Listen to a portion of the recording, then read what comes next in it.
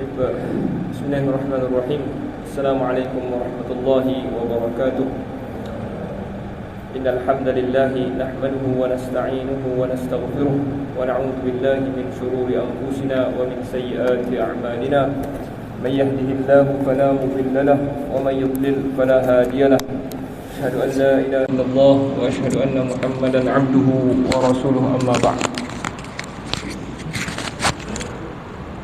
Baik, yang saya muliakan Mursi, Tuan-Tuan Imam, Tuan Bilal, Tuan Sia, Ahli Jawatan Kuasa Masjid Taman Tengku Jaafar, seterusnya para asatizah, tuan-tuan guru, hadirin hadirat rahmati Allah Subhanahu wa taala sekalian. Apa khabar tuan-tuan? Insya-Allah. Alhamdulillah, pertama-tama sekali marilah sama-sama kita merafakkan rasa syukur kita kepada Allah Azza wa Jalla di atas limpah dan kurnianya yang dikurniakan kepada kita. Dia pertemukan balik kita ini setelah selesai berpuasa dan mengerjakan qiyam Ramadan selama sebulan. Jadi kita start dah balik kuliah kita ini setelah minggu ketiga lah kan, minggu yang ketiga di dalam bulan Syawal. Jadi hari ini dah 19 Syawal, tak silap saya dah 19 Syawal. Jadi maghrib tadi dah masuk dah 19 Syawal. Di dalam suratul Baqarah tuan, ketika mana Allah Subhanahu wa taala ceritakan tentang bulan Ramadan, Allah ceritakan bulan Ramadan di hujung tu, bulan Ramadan yang diturunkan padanya Al-Quran, petunjuk kepada manusia, dan penjelasan berkenaan petunjuk dan juga furqan, benda yang benar dan juga yang salah. Sesiapa yang menyaksikan bulan itu, maka hendaklah dia berpuasa. Sesiapa yang sakit ataupun bermusafir, maka gantilah pada hari yang lain. Okey, ayat yang seterusnya saya nak bagi tahu ni. Ayat yang seterusnya bunyi dia adalah yuridullahu bikumul yusra wala yuridu bikumul usra. Allah mahu kamu mudah dan Allah tak mahu kamu susah. Okey. Jadi ada banyak penafsiran tentang ayat ni. Kenapa diletakkan pada selepas cerita tentang bulan Ramadan. Siapa yang berpuasa ni ganti, siapa tak puasa ganti. Allah mahu senang, Allah tak mahu kamu susah. Kalau mahu senang, tak payahlah suruh puasa kan? Betul? Kan? Tetapi tuan-tuan, kita faham fitrah yang Allah Subhanahu wa taala jadikan ni, sesuatu kesenangan tidak akan dicapai melainkan setelah kita melalui proses kesusahan tu. Ingat, senang ke nak jadi orang kaya? Kan? Dia akan berusaha setiap hari, bangkit pagi, susun strategi, labur sana, labur sini, rugi, untung, rugi, akhirnya berjaya. Yang tu fitrah Allah SWT jadikan untuk seseorang itu dapat kesenangan. Jadi kesenangan di akhirat tidak akan dicapai melainkan melalui proses susah ni dulu. Jadi sebab tu antara penafsiran dia, dikatakan maksudnya adalah Allah SWT susun satu bulan ni supaya adalah amalan kita ni sikit bila nak bawa balik pada akhirat esok.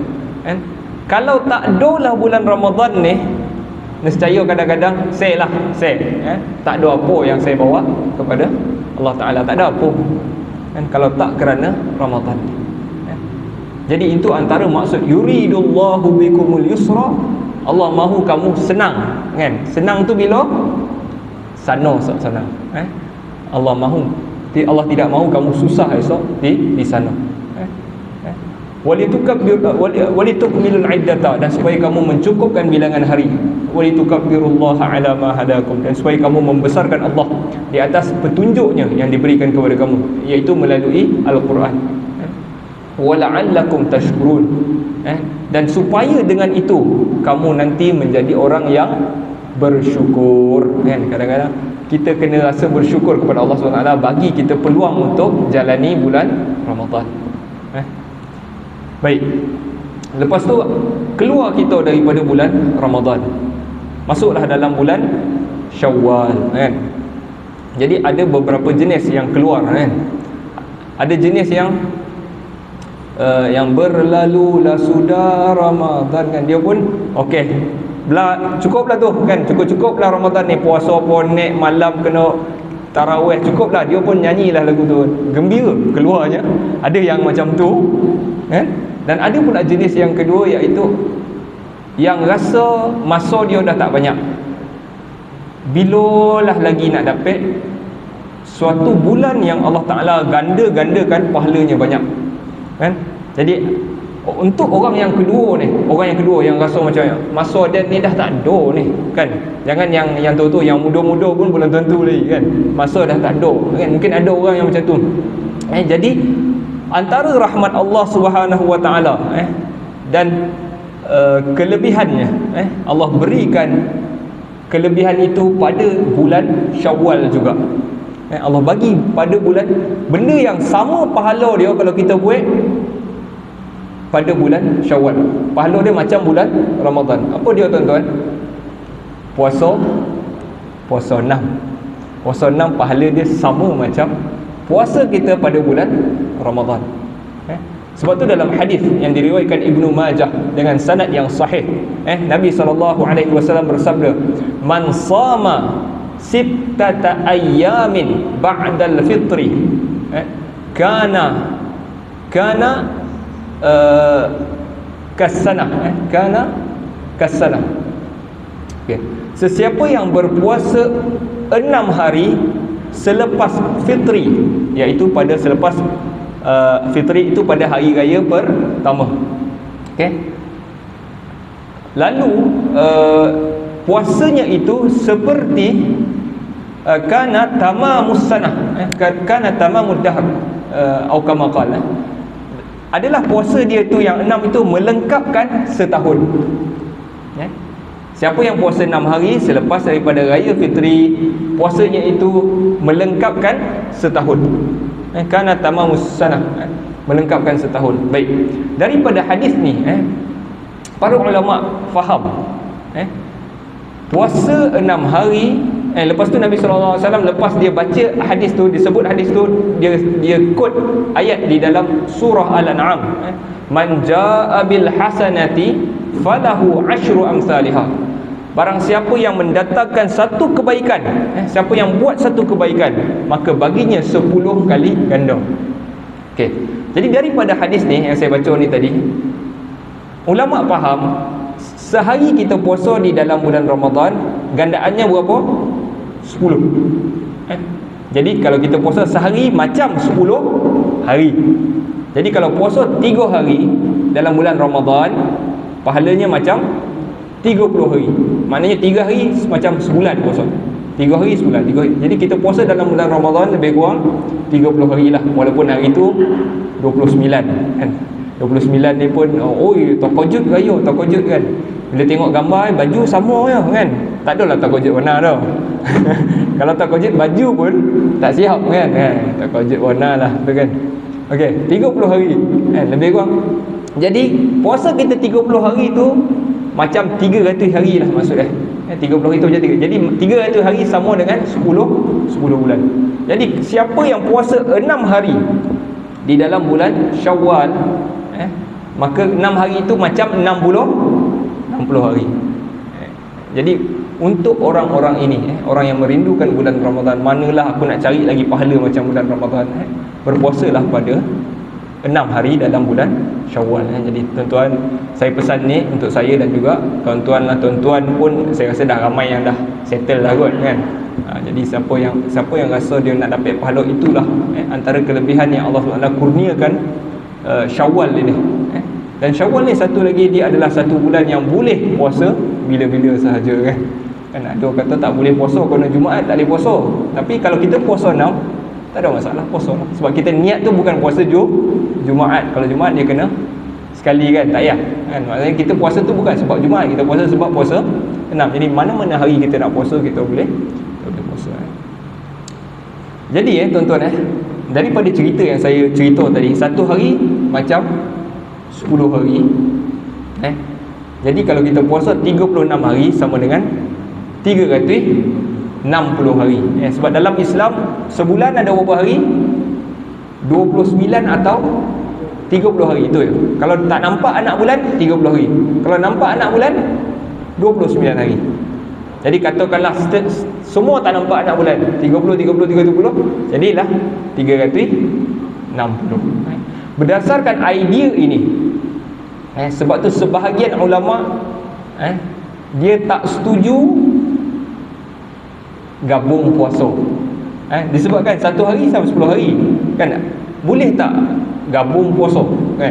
Jadi ini adalah masalah khilaf tuan-tuan, saya saja dah sebut khilaf. Maknanya ada yang kata boleh gabung puasa dan ada yang kata tak boleh. Tapi berdasarkan apa yang saya cerita tadi, kalau sehari sama dengan 30 hari kan, jadi kalau dia tak cukup 36 hari, dia gabung dengan puasa kan. Dia hari tu dia tak puasa 10 hari ataupun dia tak puasa 6 hari kan. Dia uzur syar'i, contoh orang perempuan lah, haid. Dia haid 6 hari.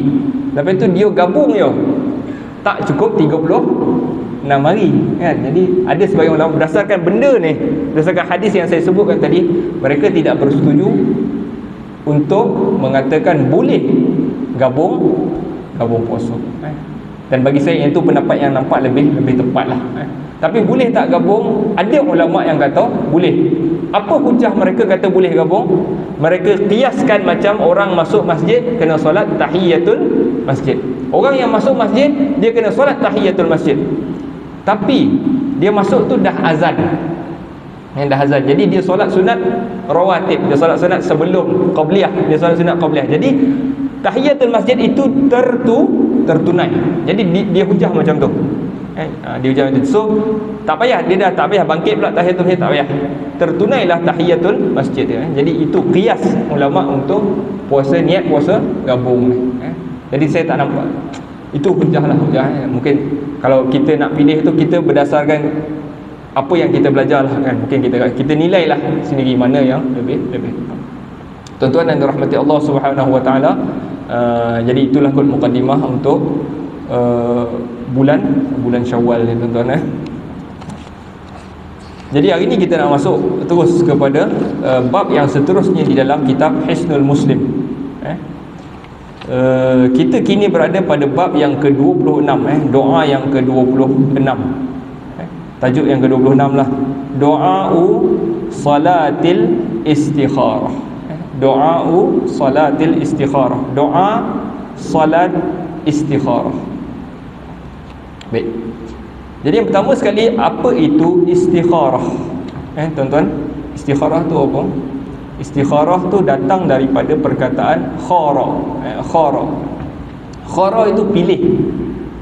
Khara perkataan asal adalah khair, baik. Khair itu kan baik. Jadi kita bila kita diberi dua pilihan, kita akan pilih yang buruk ke kita akan pilih yang baik? Kita akan pilih yang baik. Jadi sebab tu pilih dalam bahasa Arab pun guna perkataan baik, khara, khair. Jadi maksud istikharah adalah minta Allah pilihkan kebaikan yang mana satu lebih baik untuk kita. Itu maksud istikharah. Minta Allah tolong kita pilihkan. Kita boleh pilih sendiri tak?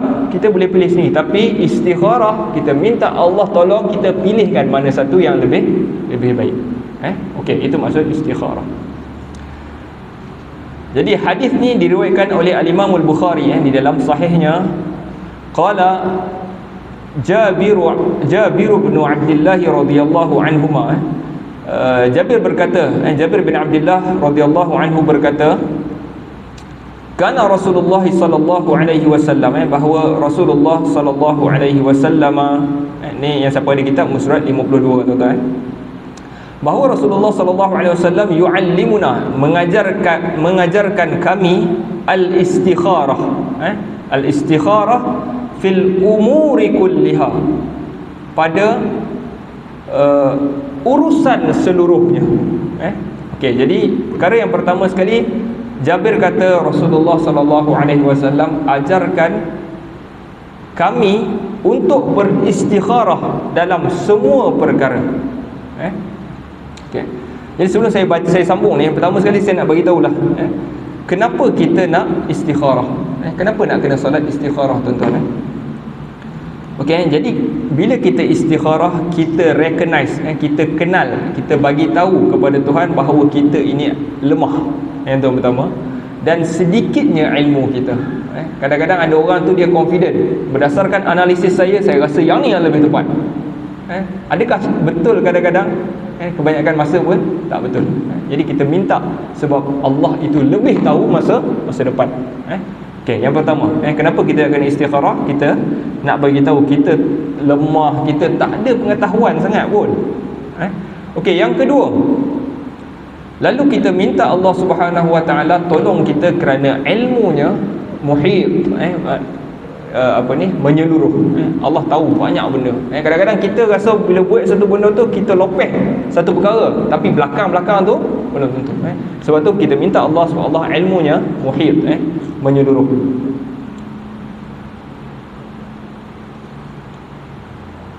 Yang ketiga, apabila kita minta kepada Allah Subhanahu Wa Taala, kita recognize, kita kenal bahawa pilihan Allah adalah pilihan yang lebih baik daripada pilihan kita. Tiga benda tu tuan-tuan. Yang pertama, kita nak bagi tahu kita lemah. Yang kedua, Allah itu lebih mengetahui. Dan yang ketiga, pilihan Allah lebih baik daripada pilihan kita. Okey, lepas tu ada beberapa isu. Adakah mesti kalau istikharah ni, kalau kita solat istikharah, tuan-tuan biasa buat ke kan, solat istikharah ni, adakah mesti nampak sesuatu? Contohnya mimpi. Adakah mesti? Tidak. Ulama kata la yalzim. Tidak mesti nampak petanda ke, teringat ke, termimpi ke, oh yang ni yang saya tak mesti. Okey. Jadi kalau tak nampak, adakah dia perlu ulang balik solat istikharah dia? Kena ulang ke? Dua kali, kali kedua lah sampai nampak, tak nampak lagi. Kali ketiga juga tidak perlu. Sekali. Untuk urusan tu lah, untuk urusan tu sekali cukup. Lepas itu dia nak buat apa? Yang pertama sekali, dia berbincang dengan orang. Kalau dia dah dia dah solat istikharah, ada dua cara. Tak ada petanda apa pun. Yang pertama, dia buat keputusan berdasarkan perbincangan dia dengan orang ramai. Itu cara yang pertama. Jadi nak bincang dengan siapa? Bincang orang yang pakar lah dalam benda tu, ataupun orang yang tahu tentang benda tu. Contoh dia nak masuk Minang, kan? Di istikharah, ya Allah ya Tuhanku. Jadi ada beberapa orang gadis yang saya berkenan ni, di istikharah mana satu yang nak dipilih. Jadi tak nampak pun mana satu. Jadi apa dia nak buat? Bincang, cari orang, tanya macam mana orang ni. Bincang, ni macam mana? Nabi SAW sebut apabila nak kahwin, tak sesuai lah cerita ni kan, mungkin untuk orang muda di luar sana. Okey, Nabi sebut tungkahul mar'atu li arba'. Dinikahi perempuan itu kerana 4 benda. 5 liha, kerana hartanya, wali jamaliha, wali hasabiha, wali diniha. Kerana hartanya, kerana kecantikannya, kerana keturunannya, dan juga kerana agamanya. Jadi ada orang dia faham hadis ni pun salah. Dia kata kalau nak kahwin ni kena ada ompek. Tak, bukan.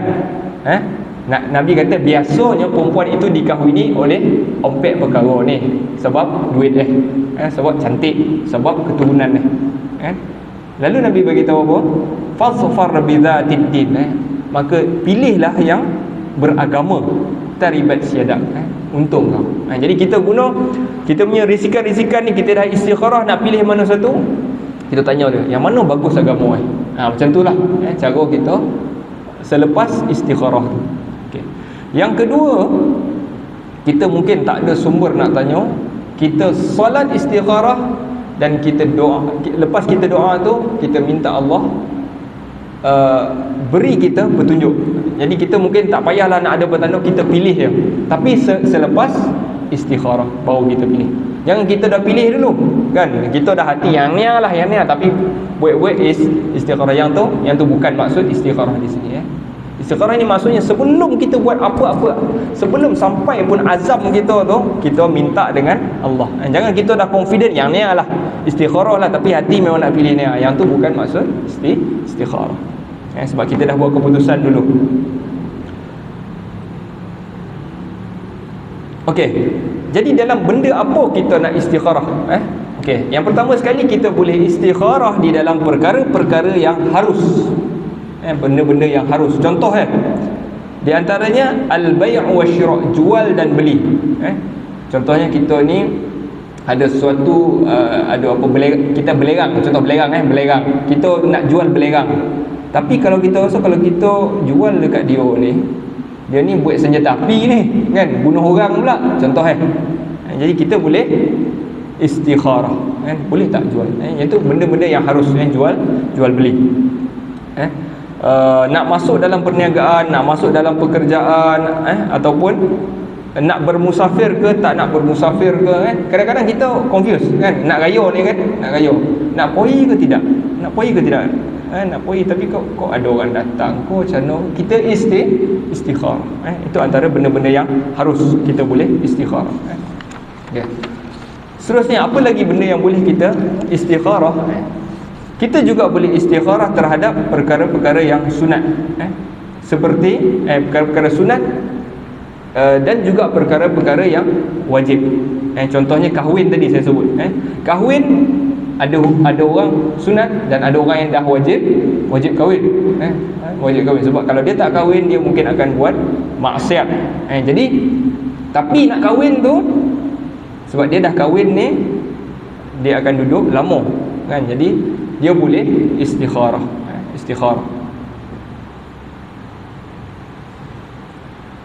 Okey. Jadi kita masuklah kepada hadis. Jadi settle beberapa isu di dalam istikharah. Hadis yang diriwayatkan Jabir di dalam Sahihul Bukhari, diriwayatkan bahawa Rasulullah sallallahu alaihi wasallam mengajarkan kami istikharah dalam urusan seluruhnya. Jadi dalam urusan apa? Banyak, semua yang saya sebut tadi, perkara yang harus, perkara yang sunat dan juga perkara yang wajib. Boleh kita istikharah. Tapi wajib yang mahdah. Ada orang tu, saya nak solat maghrib ke tidak? Contoh yang tu tak payah istikharah. Yang tu tak ada istikharah sebab memang dia wajib solat maghrib. Yang tu tak ada. Nak pergi haji ke tidak? Yang tu tak ada. Tetapi kalau nak pergi haji tahun ni ke tahun depan, yang tu boleh istikharah. Mungkin kita ada keuzuran yang mak sakit ke, anak sakit ke kita istikharah. Nama dah naik ni tuan-tuan, ada yang dapat PJ ke? Alhamdulillah, tuan-tuan ni semua tuan haji kan, dah dapat PJ dah. Okey, seluruh urusan Nabi mengajarkan istikharah dalam urusan semuanya. Kama yu'allimuna as-surata minal Quran, seperti mana dia mengajarkan kami surah daripada Al-Quran. Jadi apa benda maksud dia dekat situ? Maksud dia Nabi ni ajar istikharah ni macam dia ambil berat betul. Sebab Al-Quran, kalau Al-Quran Nabi suruh tulis ulang balik sampai betul begitulah dia ajar istikharah, menunjukkan istikharah adalah benda yang penting di dalam kehidupan kita. Kita mesti istikharah dan mesti pernah istikharah. Ke kita buat keputusan semua kadang-kadang kita tak pernah istikharah pun. Istikharah ni bila malam qiyamul lail, nak istikharah apa ni kita pun tak tahu, solat istikharah tapi tak ada tujuan. Jadi kita kena ingat setiap kali kita buat keputusan kita istikharah. Okey. Yaqulu, Nabi sallallahu alaihi wasallam bersabda, idza hamma ahadukum bil amri, apabila seseorang kamu terhadap sesuatu perkara. Jadi kita nak tahu apabila seseorang kamu apa itu di dalam bahasa Arab. Jadi benda ni niatnya, niat sebelum sampai niat ni, first kali sampai ke dalam kita punya jantung ni, nama dia ulama dia susun. Okey, level yang pertama dia akan sampai dulu. Sebab tu nak macam mana? Dia macam niat, bukan niat lah, dia macam bukan lintasan, dia macam ada rasa nak main satu ni, macam tu. Yang level pertama mula-mula sampai lepas tu lammah yang kedua, yang ketiga khatrah, Yang keempat niat. Yang kelima azimah. Azim ni azam, dia dah azam dah. Jadi jangan sampai azam baru nak istikharah. Masa ham tu Nabi dah suruh istikharah, kan? Nak boleh ke tidak? Nak boleh ke tidak ni? Istikharah. Okey. Idza hamma ahadukum, apabila seseorang kamu ham terhadap sesuatu perkara, falyarka' rak'ataini, rukuklah 2 kali. Jadi apa maksud rukuk 2 kali? Dia jangan luih nak lah, kan? Apa maksud rukuk 2 kali? Solat 2 rakaat, kan? Kita kira rakaat tu daripada rukuk lah, sebab rukuk sekali, kan? Sekali. Jadi sekali rukuk yang pertama. Okey. Jangan rukuk 2 kali. Okey. Jangan. Maksud dia solat sunat 2 rakaat min ghairil fariḍah, yang bukan fardu. Solat 2 rakaat yang bukan fardu. Maksudnya bukan solat subuh 2 rakaat, subuh pun 2 rakaat, tapi bukan maksud dia subuh, solat sunat. Thumma liyaqul, kemudian dia bacalah. Jadi okey, yang ni baru nak masuk doa. Okey. Seterusnya 2 rakaat yang bukan fardu, adakah mesti khusus aku nak solat sunat istikharah? Adakah mesti macam tu? Ulama bincang, maksudnya mesti solat sunat istikharah khas, mesti ke macam tu ke? Tidak. Falau annahu istakhara fi ratibati fala iskal. Maksudnya saya baca teks kat sini, kalau seseorang itu solat, dia maksud solat dia solat sunat qabliyah contoh, tapi dia doa istikharah dalam tu, boleh tak? Boleh. Fala iskal, boleh, tak ada masalah. Walau annahu istakhara fi tahiyatil masjid fala iskal. Kalau dia istikharah dalam solat sunat tahiyatul masjid, tak ada masalah. Kalau dalam solat sunat duha pun boleh.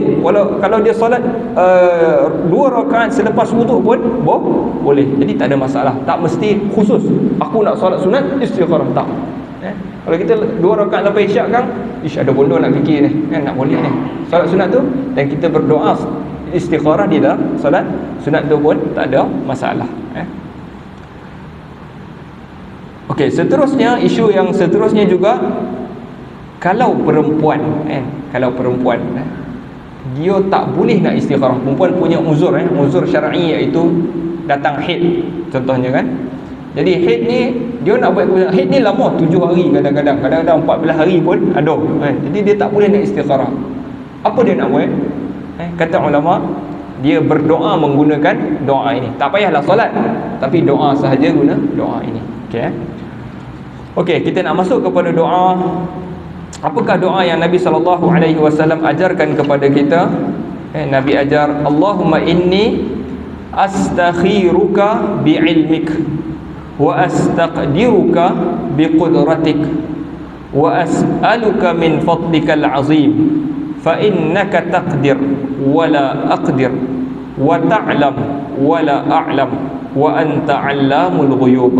Allahumma in kunta ta'lam anna hadzal amr, wa yusammi hajatahu, sebut hajat dia, khairul li fi dini wa ma'ashi wa aqibati amri, atau qal, dalam sebagian riwayat dia kata, Allahumma in kunta ta'lam anna hadzal amr khairan li fi ajilihi wa ajilihi faqdur huli wa yassir huli thumma barik li fihi, wa in kunta ta'lam anna hadzal amra syarrun li fi dini wa ma'ashi wa aqibati amri, aw qala ajilihi wa ajilihi fasrifhu anni wasrifni anhu waqdur liyal khair min haitsu kan. Panjang sikit doa, tuan-tuan. Tapi tuan-tuan kena ingat, doa ni panjang, tapi kita kena ingat Nabi ajar sahabat macam mana dia ajar surah di dalam Al-Quran. Maksud bersungguhnya Nabi nak ajar sahabat tu. Jadi kita rugilah kalau kita tak cuba nak lancar benda ni. Kita kena usahalah. Jadi doa ni ada di dalam teks tu, yang start dengan Allahumma inni astakhiruka. Okey, yang tu maksud. Jadi kita nak pergi kepada maksud doa ul istikharah. Kita habiskan doa istikharah hari ni pun cukup lah. Allahumma maksud dia, ya Allah, inni, sesungguhnya aku, astakhiruka. Tadi kita sebut istikharah tadi, maksud dia minta engkau pilih. minta engkau pilihkan bi'ilmika, dengan ilmu engkau. Jadi bi'ilmika, perkataannya bi'ilmika, dengan ilmu kau. Dalam bahasa Arab ni bi tu ada lebih kurang 20 makna lebih. Bi tadi. Boleh jadi ya Allah, boleh jadi yang pertama sababiyah. Disebabkan ilmu kau, kau pilihlah untuk aku, bab sababiyah. Boleh jadi maksud dia tawassul. Ya Allah, aku minta engkau pilih dengan bertawassul dengan ilmu engkau pun boleh jadi. Dan ketiga, aku minta engkau pilih ba al-isti'anah, minta dengan pertolongan kau, dengan ilmu kau, dengan bantuan ilmu engkau. Jadi ada boleh jadi tiga maksud kat sini. Dengan tu, yang pertama dengan sebab ilmu kau, yang kedua dengan bertawassul dengan ilmu kau, dan yang ketiga dengan bantuan ilmu engkau. Okey. Ya Allah, aku minta engkau pilih dengan bantuan ilmu engkau. Salah satu daripada tiga makna tadi. Wa astaqdiruka biqudratika, dan aku minta engkau tentukan. Wa astaqdiruka, dan aku minta engkau tentukan dengan ketentuan engkau. Qudrah, ketentuan, kuasa, dengan kuasa engkau. Wa as'aluka min fadlikal azim, dan aku minta engkau daripada kelebihan engkau yang maha agung. Fa innaka taqdir, kerana sesungguhnya engkau itu yang menentukan. Wala aqdir, dan aku tidak menentukan. Wa ta'lam, dan engkau tahu. Wala a'lam, dan aku tidak tahu. Wa anta 'allamul ghuyub, dan engkau itu sangat-sangat mengetahui tentang perkara-perkara ghaib. Allam, perkataan allam, wa anta 'allamul ghuyub. Allam datang daripada perkataan alim. Kita jumpa orang, alim dia ni, maksudnya dia banyak ilmu. Alim. Alam sirah mubalaghah, maksudnya sangat alim. Itu maksud alam. Dan engkau ini sangat mengetahui benda-benda yang ghaib. Ghaib ni juga bukan mesti benda yang kita tak nampak, jin, malaikat. Ghaib juga boleh maksud esok. Engkau mengetahui benda yang akan berlaku esok. Ghaib kita tak tahu esok apa berlaku. Allahumma, ya Allah, sambung lagi doa ni. In kunta ta'lam, sekiranya engkau mengetahui, anna hadzal amra, bahawa perkara ini. Lalu sebahagian riwayat kata sebut hajat. Sebut apa benda yang, kalau kau tahu benda ni, iaitu perempuan yang mana satu aku nak pilih ni, sebutkan hajat yang mana satu. Khadijah ke Aminah, contoh. Okey. Khairul li, baik untuk aku. Fi dini, pada agama aku. Wa ma'ashi, pada kehidupan aku.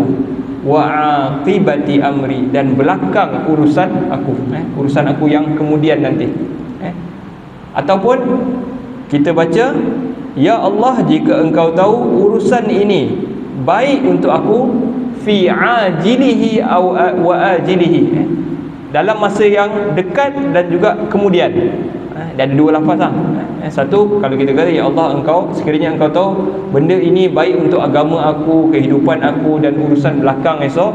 Ataupun kita sebut, ya Allah, sekiranya engkau tahu perkara ini baik untuk aku dalam masa yang terdekat dan juga masa yang kemudian.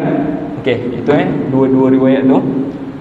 Faqdurhu li, kalau engkau tahu benda itu baik, tentu faqdurhu li, maka takdirkanlah ia untuk aku.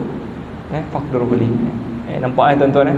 Jadi kalau kita tengok sirah doa ni tadi, minta tu, ini baru minta ni. Ini baru minta. Yang tadi tu puji-puji, ya Allah, aku minta engkau tentukan, engkau lah yang tahu, aku tak tahu. Barulah kita, kalau engkau tahu benda ni lebih baik, takdirkanlah ia untuk aku. Belakang. Jadi antara cara doa yang mustajab, lafaznya bentuknya begini. Lafaznya bentuknya begini. Tuan-tuan, puji, minta sikit tengah-tengah. Yang ni memang antara sirah yang Nabi sallallahu alaihi wasallam ajar. Sebab tu kita sebut sayyidul istighfar. Apa itu sayyidul istighfar? Allahumma anta rabbi la ilaha illa anta khalaqtani wa ana 'abduka wa ana 'ala ahdi. Itu semua tu kita sebut, kita puji. Lepas tu ujung tu baru minta ampun. Yang tu itu rahsia antara doa yang mustajab. Okey, takdirkanlah ia untuk aku, wa yassirhu li, dan mudahkan ia untuk aku. Mudahkan orang tu nak datang ke aku, ataupun mudahkan jalan ni untuk aku. Summa barik li fihi, kemudian berkatilah aku padanya. Berkati apa tuan-tuan? Berkati itu ada dua maksud lah. Yang pertama, bertambah az-ziyadah, an-numu wa ziyadah, yang ini berkembang dan bertambah. Dalam masa yang sama ia kekal. Itu datang daripada perkataan barakal ibil. Unta itu duduk. Apabila unta itu duduk, dia stabil, kan? Dia kalau stock market kan, kita melabur dalam saham, naik turun kan? Yang tu tak stabil kan, kita tak tahu kan? Tapi bila ia berkat, ia bertambah dan ia stabil. Berkatilah aku padanya. Wa in kunta ta'lam, dan sekiranya engkau tahu bahawa perkara ini syarrul li, buruk untuk aku, fi dini, pada agama aku, wa ma'ashi, dan pada kehidupan aku, wa aqibati amri, dan belakang urusan aku, urusan kemudian aku, au qala ajilihi wa ajilihi, yang dalam masa terdekat atau yang kemudian. Fasrifhu anni, kalau engkau tahu benda ini buruk, fasrifhu anni, maka palingkan ia daripada aku. Palingkan benda itu daripada aku. Dan tak cukup dengan palingkan ia daripada aku, wasrifni anhu, dan palingkan aku padanya. Tuan-tuan, yang ni juga satu benda yang Nabi nak elak. Dia panggil apa? Orang seorang tak suka, tapi seorang ni kejar lagi, kan? Kalau mula-mula kalau suka sama suka, pandang, dua-dua pandang, tapi kalau seorang palingkan seorang lagi duk kejar lagi. Yang ni Nabi tak nak. Fasrifhu anni, palingkan dia daripada aku, dan palingkan aku daripada dia. Yang tu juga. Jadi jangan bagi aku ada terasa pun nak poi kat dia dah. Tak payah.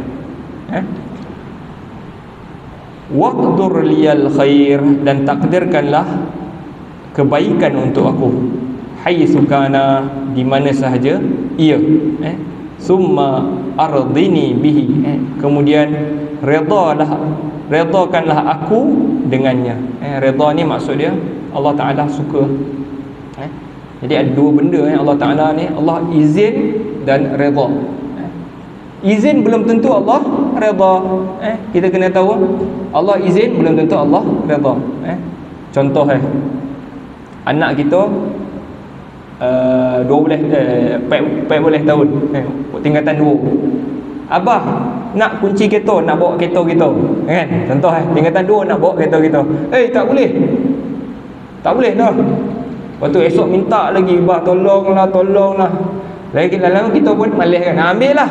Kita izin, tapi kita redha ke?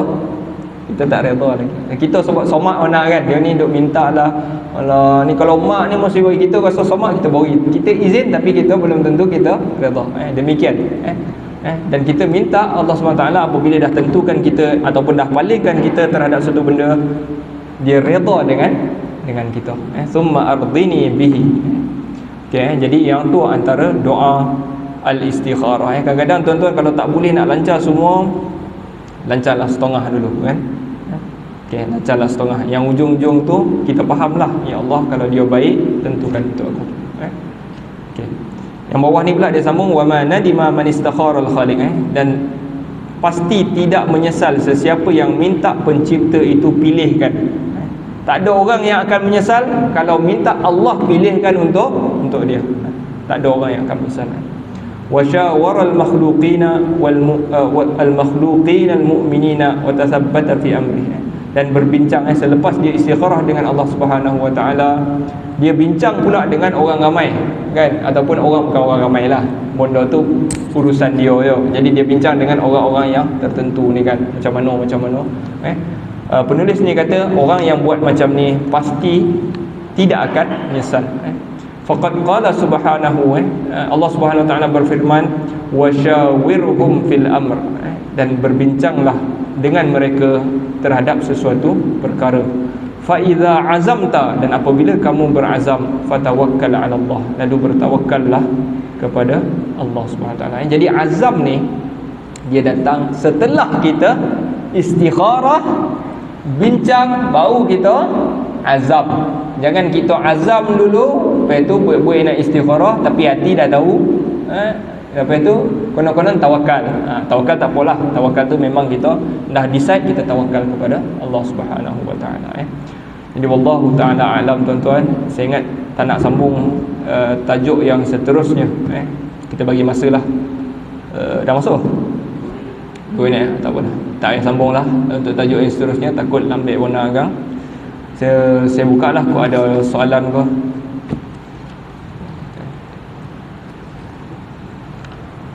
Jarang masjid ni dibosar warna kan, orang ramai, jadi dia susah sikit nak soalan. Kalau surau kocik-kocik tu banyak soalan tak larat nak jawab.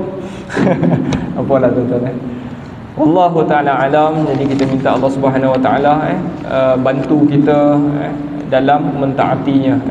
Nas'alullah ta'ala yanfa'ana bima sami'na wa yaj'alana hudatan muhtadin. Bismillahirrahmanirrahim. Alhamdulillahi rabbil alamin, wassalatu wassalamu ala asyrafil anbiya'i wal mursalin wa ala alihi wa sahbihi ajma'in. Allahumma inna nas'aluka minal khairi kullihi ajilihi wa ajilihi ma 'alimna minhu wa ma lam na'lam, wa na'udzubika minasy syarri kullihi ajilihi wa ajilihi ma 'alimna minhu wa ma lam na'lam. Allahumma inna nas'aluka al-jannah wa ma qarraba ilaiha min qawlin aw 'amal, wa na'udzubika minan nari wa ma qarraba ilaiha min qawlin aw 'amal.